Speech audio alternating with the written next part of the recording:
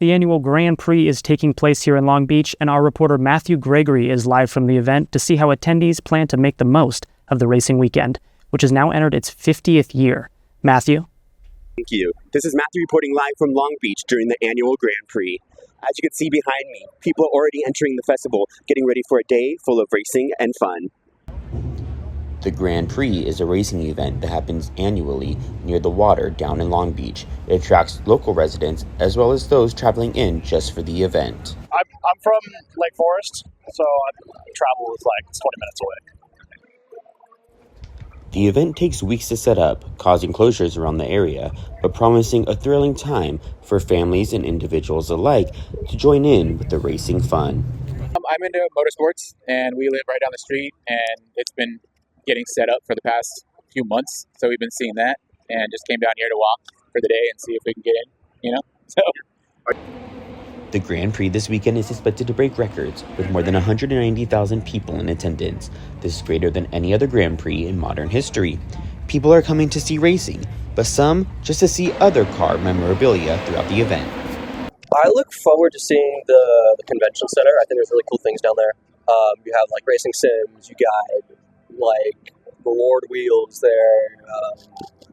There's so much to see. For a first timer, you can see everything in a day. Whether you're a racing fan or not, the Grand Prix offers a thrilling experience for families to come down and enjoy here in Long Beach. The event will return next year, April 17th to the 19th, 2026. This has been Matthew Gregory at the Grand Prix in Long Beach. Back to you guys in the studio. Thanks, Matthew, for that live report from the track. Now, while the pros are out burning rubber, there's another kind of grind happening just a few feet away. Let's just say some students aren't just watching the action, they're building it. I went under the hood to check out the future of the Grand Prix. Long Beach is back in gear, and this year marks a milestone. The Grand Prix turns 50. For longtime fans, it's more than a race. It's a memory on repeat. It's fun. It's a fun thing to do. Like I said, I'm born and raised in Long Beach. I like my Long Beach experiences is one of the things I'd like to come out to. Everyone's here for the pros, but look closer and you'll spot the future. Students with big dreams, big builds, and maybe one day, the big win. We are fully student designed, student built, student raced. It's just a huge, great opportunity for engineering students to learn more hands-on than we get in classrooms. The cars go through it all. Design, cost analysis, business pitch. Then it's time to hit the track. Speed, control, endurance, even fuel use gets tested. Well, we have several testing days planned for the next month or so. We're going to take it out to the desert, put it through some pretty rigorous testing, transmission and such. Even high school students are getting hands-on.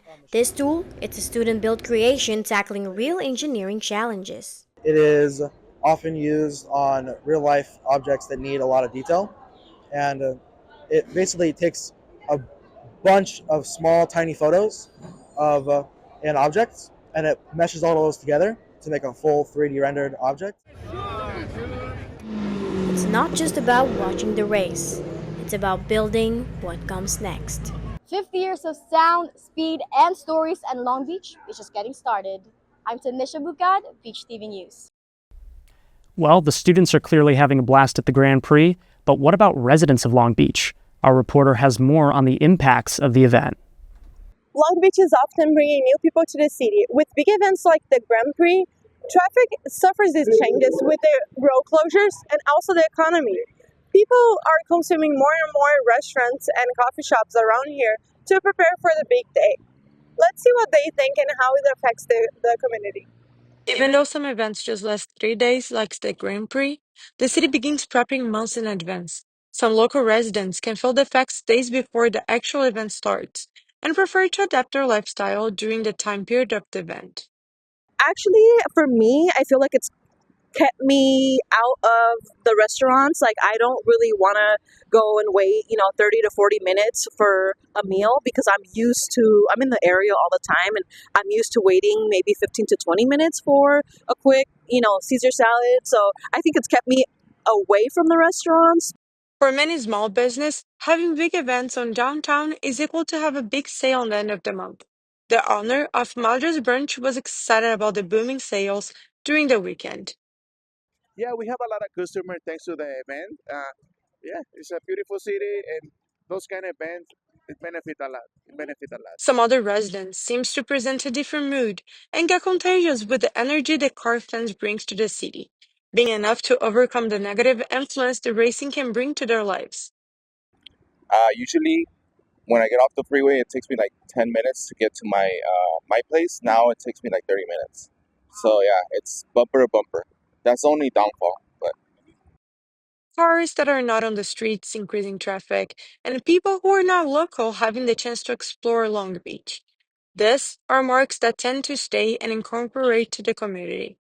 Reporting from downtown Long Beach, I'm Rafa Ramaciote, Beach TV News. Let's keep the momentum going and head over to Rafa Ramaciote for the rest of our sports headlines. Rafa? Thank you, Tanisha. I wish I could have been more positive today. Unfortunately, some of our sports fans won't be that excited about the updates. Tragic news out of college football. Former LSU receiver Kieran Lacy was found dead on Saturday in Houston, Texas.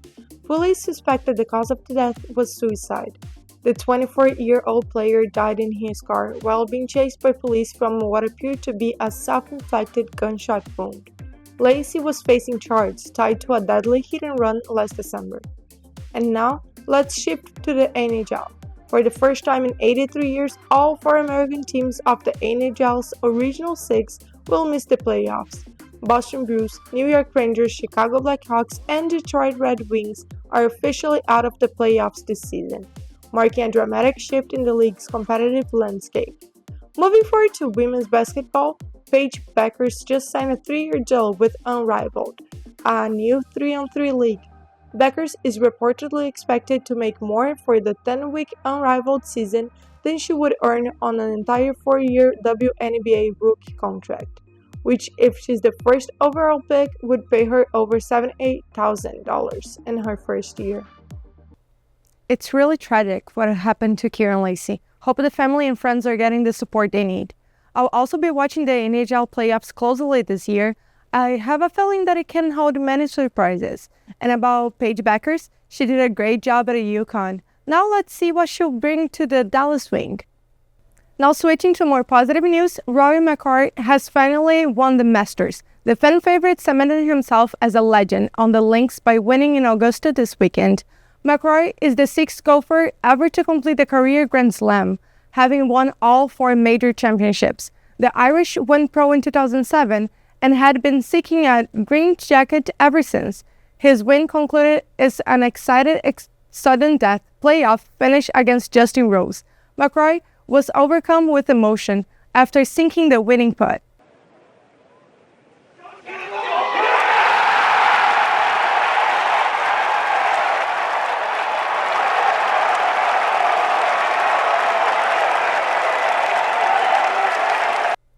Congrats to Rory, a very well-deserved honor. Now, back to you guys at the news desk. Well, speaking of sports legends, we have one in the making here at the beach. I had the opportunity to sit down with freshman phenom Moni Nikolov. The 6'8" setter from Sofia, Bulgaria is a major reason why Long Beach State is ranked number 1 in the nation.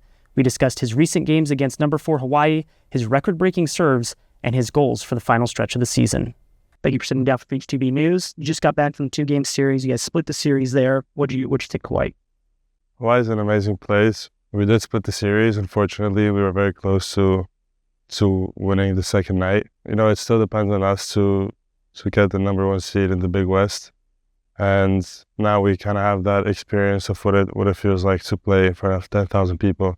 You're leading the nation with 82 aces. These last 2 games against Hawaii were the only 2 this season where you didn't have a serving ace. Did you notice anything that they did that was purposefully done to kind of limit you as a server? I didn't do anything differently than what any other team did. My serving just wasn't at the level it needed to be, and that came with just the bad preparation I had. You were sick, right?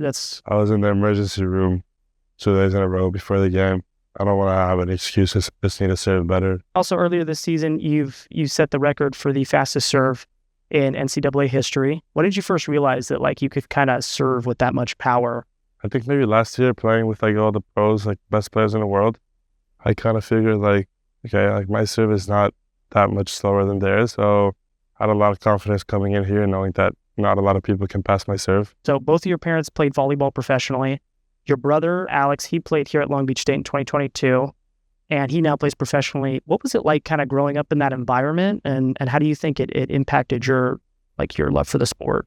I mean, it impacted me greatly. I mean, my whole life has been volleyball and just been living, breathing the game. You know, just having that like volleyball in your blood definitely helps a lot. Would you ever want to play professionally with your brother? Oh, for sure. Yeah, that's like the goal, right? It's like playing pro with your brother and winning and making money together. It doesn't get better than that. If you had to choose a favorite moment from this season so far, what would it be? It would be walking out for the first time in front of a sold-out crowd here in the Pyramid versus UCLA, and seeing like the student section genuinely like feel the emotions of like you making a point. And then I would rewatch the game, and we would make a play, and I would rewatch every person that I know would rewatch their reaction. I would genuinely feel happiness. What are your goals heading into this crucial stretch of the season? And I only got one goal. It's to win the championship, man. Nothing else matters for us. Like at the end of my career, I want to look back and be like, okay, I'm a winner, you know? Like every team I go to, I win. All right, so last question. Have you given any thought to your future in volleyball after this freshman season? Is the possibility of going professional like your brother? Yeah, there's a possibility of doing everything at this moment. I mean, I've talked with so many people. I've talked with myself the most, like what I want to do, and just putting myself, okay, what if I'm not here? What if I'm here? You know, how am I going to feel? Are you leaning towards one side or the other right now? No, really just focus. Just like right now, and just want to win. Like, gotcha. So basic, but I just want to freaking win. And that was just a sample of our conversation. You can check out the full 30-minute interview with Nikolov on our YouTube channel at Beach TV News.